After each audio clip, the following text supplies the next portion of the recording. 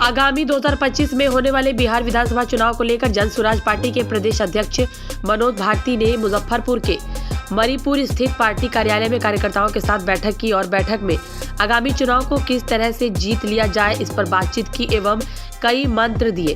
साथ ही साथ संगठन को और मजबूत करने के लिए जिला से लेकर प्रखंड और बूथ स्तर तक किस तरह से घर घर जाकर लोगों को जागरूक किया जाए और अपने बारे में बताया जाए ताकि ज्यादा से ज्यादा लोगों का रुझान पार्टी की ओर हो, यह बताया। वहीं तिरहुत स्नातक निर्वाचन उपचुनाव में पार्टी की हार पर मीडिया से बातचीत में प्रदेश अध्यक्ष मनोज भारती ने कहा कि जब क्षेत्रीय और राष्ट्रीय पार्टी राजद और एनडीए के समर्थित जदयू के उम्मीदवार हारे, फिर भी हमारी पार्टी और हमारा उम्मीदवार को उससे ज्यादा वोट मिला और जो जीते हैं शिक्षक नेता, उनके पास अपना अलग से वोट बैंक था।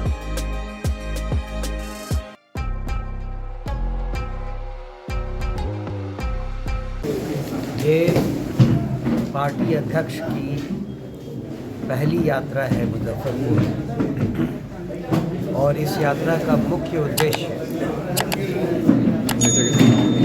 है आने वाले चुनाव की तैयारी करना, कार्यकर्ताओं से, पदाधिकारियों से मुलाकात करना और उनके साथ बैठकर आगे की रणनीति की तैयारी करना, उस पर विचार विमर्श करना। तिरहुत चुनाव में हार हुई है, क्या कारण रहा? संगठन जिस प्रकार से मजबूत होना चाहिए था, कहीं पे तो कमी रह गई है। तिरहुत में जो रिजल्ट आया उसमें आप देखेंगे कि जहाँ तक राजनीतिक पार्टियों का सवाल है उसमें तो हम नंबर वन ही रहे। जो उम्मीदवार फाइनली जीते वो निर्दलीय थे और उनका एक स्पेशल कारण था, एक इमेज था, उसके कारण उनकी जीत हुई है। तो जहाँ तक हमारा सवाल है पार्टी की तरह से, उसमें तो हमने अच्छा किया है। बंशीधर ब्रजवासी ने आरोप लगाया है कि जन स्वराज और प्रशांत जो है फ्रॉड करते हैं लोगों के साथ, एक फोटो खिंचाकर ये मानते हैं कि पार्टी में वो भी शामिल थे और इस तरह की बात, तो क्या कहिएगा उससे? इसके पीछे की बात बहुत ज़रूरी है जानना। जी, बात ये है कि जब वो आए थे प्रशांत किशोर जी से मिलने, जैसा कि परसों की मीटिंग में चर्चा हुई, उस समय तक हमारे पार्टी के उम्मीदवार की तैयारी हो चुकी थी, उसकी घोषणा हो चुकी थी।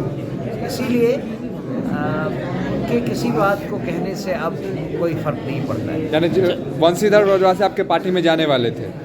वो आए थे हमसे मिलने, हम प्रशांत किशोर जी से मिलने आए थे।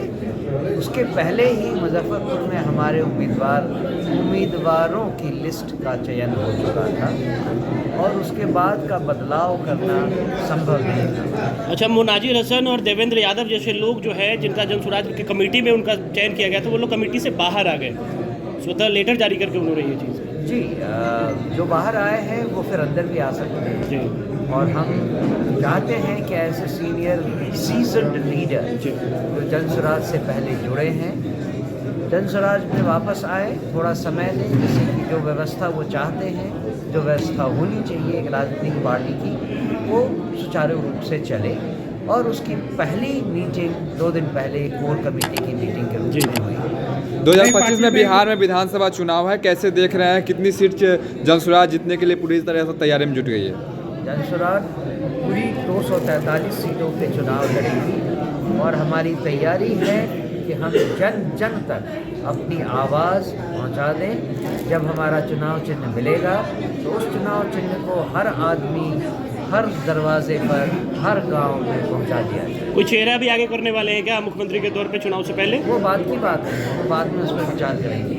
ठीक।